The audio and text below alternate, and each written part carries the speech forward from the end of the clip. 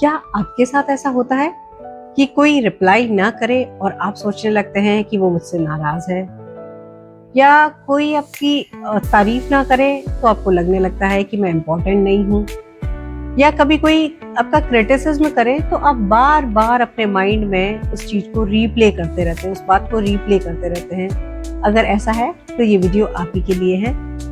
नमस्कार दोस्तों, मैं Pramod Kunwar Deora, a healer, trainer and a life coach. आज की वीडियो में हम बात करेंगे कि कैसे हर बात को पर्सनली लेना बंद करें। सबसे पहले तो एक बात समझनी होगी कि हर चीज जो लोग करते हैं वो हमारे बारे में नहीं होती है। हम सबसे बड़ी गलती ये करते हैं कि हम हमारी वैल्यू जो है दूसरों के बिहेवियर से कनेक्ट कर देते हैं। अगर किसी का मूड खराब है, हमें लगता है अब हमने क्या कर दिया। कोई हमारे पॉइंट से डिसएग्री करता है, हमें लगता है ये हमें ही पसंद नहीं कर रहा या कर रही। कोई अगर हमें रिप्लाई नहीं करता है तो हमें लगता है ये हमें इग्नोर कर रहा है या इग्नोर कर रही है। यहाँ पे प्रॉब्लम सिचुएशन नहीं है, इस सिचुएशन का हमारा जो इंटरप्रिटेशन है वो प्रॉब्लम। पहला रूल याद रखिए, don't assume everything is about you. अगर कोई इंसान आपसे प्रॉपरली बात नहीं कर रहा है, इसका ये मतलब नहीं है कि वो आपसे नाराज है। हो सकता है कि वो स्ट्रेस्ड हो सकता है वो बिजी हो, या उसका खुद का अपना कोई पर्सनल प्रॉब्लम हो। लेकिन नहीं, इमीडिएटली हमारा माइंड स्टोरी बनाने लग जाता है कि अब मैंने क्या कर दिया, मुझे तो कभी भी रेस्पेक्ट नहीं मिलती है, मैं तो खुद आगे होके हमेशा इसको मैसेज करता हूँ, मुझे रिप्लाई नहीं मिलता है, इग्नोर करता है। लेकिन हमेशा हर बात आपके लिए नहीं होती है, हर बार आप रीजन नहीं होते हो किसी की परेशानी का, या किसी के चुप्पी का, या किसी के डिले का।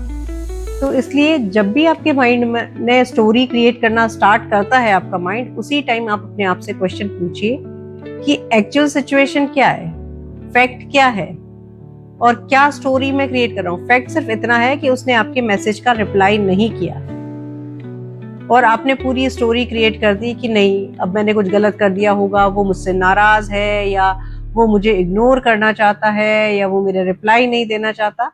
तो फैक्ट को अलग रखिए अजम्पशन से। जो आपका माइंड स्टोरीज बना रहा है उससे अपने फैक्ट को अलग रखिए। जितना फैक्ट है बस उसी का ध्यान रखिए। सेकंड है, don't tie your self worth to others opinion. आपकी वैल्यू क्या है ये दूसरों का ओपिनियन नहीं डिसाइड कर सकता। कोई आपको पसंद करता है इसका ये मतलब नहीं है कि आप वैल्यूएबल हैं, और कोई आपको पसंद नहीं करता है इसका ये मतलब नहीं है कि आप वर्थलेस है। सारे सक्सेसफुल लोगों को भी कभी ना कभी क्रिटिसिज्म मिला है लाइफ में। तो अपनी वैल्यू को इंटरनली डिफाइन करें। खुद से कहिए कि मुझे हर किसी की अप्रूवल की जरूरत नहीं है, मैं अपनी वैल्यू जानता हूँ या जानती हूँ। थर्ड पॉइंट है, learn the power of pause. अब आती है बहुत ही सिंपल सी टेक्निक, वो है पॉज। जब भी आपको हर्ट फील हो, 5 से 10 सेकंड के लिए रुकिए, डीप ब्रीथ कीजिए और खुद से क्वेश्चन पूछिए कि क्या मुझे अभी इसका आंसर करना चाहिए, या क्या ये सिचुएशन मेरे लिए कल भी इतनी इंपॉर्टेंट रहेगी। क्योंकि कई बार बिना सोचे समझे हम जल्दी से रिएक्ट कर देते हैं। रिएक्शन जो है वो ऑटोमेटिक होता है, जबकि रेस्पॉन्स जो है एक मैच्योर चॉइस होती है। तो हमें, जैसे वो मैसेज वाला एग्जांपल अभी तक हम ले रहे थे, सेम मैसेज वाले एग्जांपल में कई बार होता है हमें कहीं से रिप्लाई नहीं आता, हम उसको सामने वाले को तुरंत लिख देते हैं। कोई सिचुएशन क्या है एग्जैक्ट फैक्ट जाने के बिना ही हम लिख देते हैं, क्या तुम मुझसे नाराज हो, रिप्लाई क्यों नहीं कर रहे, क्या मुझे इग्नोर कर रहे हो, क्या मुझसे ब्रेकअप चाहते हो, क्या तुम मुझसे बात नहीं करना चाहते।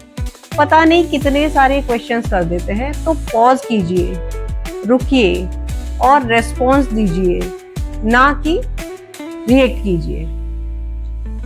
जितना आप पॉज देने वाली आदत सीखते जाएंगे, उतना ही आप इमोशनली पावरफुल बनते जाएंगे।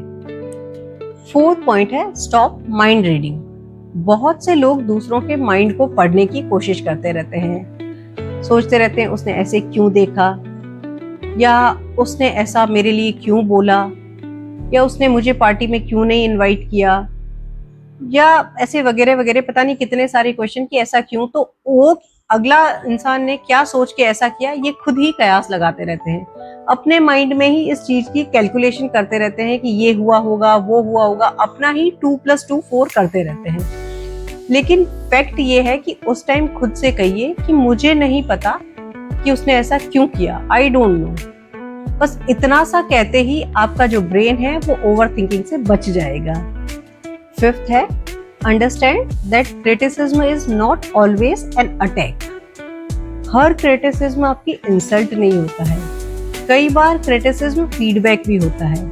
जैसे कि अगर कोई आपको ये कहे कि आपको कम्युनिकेशन इम्प्रूव करना चाहिए, तो इसमें ये मत सोचिए कि उसने मुझे नीचा दिखाया है या वो मुझे नीचा दिखाने के लिए ये सेंटेंस कह रहा था, बल्कि उसमें से आपके लिए क्या यूजफुल है वो टिप्स को आजमा लीजिए। अगर देखिए कि इस फीडबैक में आपके लिए क्या यूजफुल है, अगर कुछ यूजफुल है तो लर्न फ्रॉम इट, और अगर यूजफुल नहीं है तो लेट इट गो। बिकॉज हर चीज आपके लिए एक्सेप्ट करने के लिए जरूरी नहीं होती है। हर इंसान के ओपिनियन को भी एक्सेप्ट नहीं करना है और हर ओपिनियन से हर्ट को भी नहीं लेना है। इसलिए अगर कोई कहीं पे लर्निंग वैल्यूज आपको मिल रही है तो learn the lesson and leave the emotional baggage. Sixth है, build emotional independence. Emotional independence का मतलब ये नहीं है कि आपको किसी की जरूरत नहीं है। इमोशनल इंडिपेंडेंस का मतलब है कि आपकी इमोशनल स्टेबिलिटी जो है वो कंप्लीटली दूसरों के बिहेवियर पर डिपेंड नहीं करती है। कोई अगर आपको प्रेज करता है, गुड। कोई अगर आपको क्रिटिसाइज करता है, लिसन एंड लर्न। कोई आपको इग्नोर कर रहा है तो गिव देम स्पेस। कोई अगर आपको अप्रिशिएट कर रहा है, एंजॉय इट। लेकिन आपकी इनर पीस किसी और के रिमोट कंट्रोल में नहीं होनी चाहिए। आप खुद डिसाइड करें कि किस सिचुएशन को कितनी इंपॉर्टेंस देनी है। हर सिचुएशन को आप कंट्रोल नहीं कर सकते हैं, लेकिन आप ये कंट्रोल कर सकते हैं कि हर सिचुएशन को कैसे इंटरप्रेट करें।